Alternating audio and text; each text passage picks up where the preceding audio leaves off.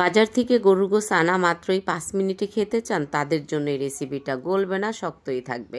Hello viewers, আসসালামু আলাইকুম। Pressure কুকারে রান্না করলেও গরুর গোশ কিভাবে চাকা চাকা থাকে, নরম হবে কিন্তু গলবে না, আমি সেটাই খুব সহজ করে দেখাবো।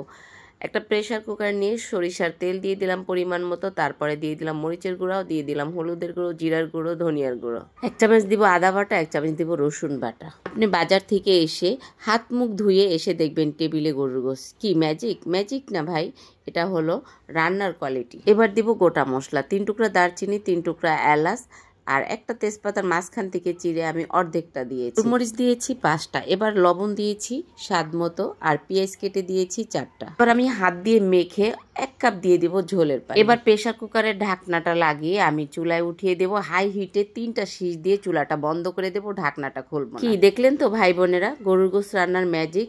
এভাবে চাইলে আপনি চটজলদি গরুর গোশত রান্না করে মাত্র 5 মিনিটে ভাত খেতে পারেন।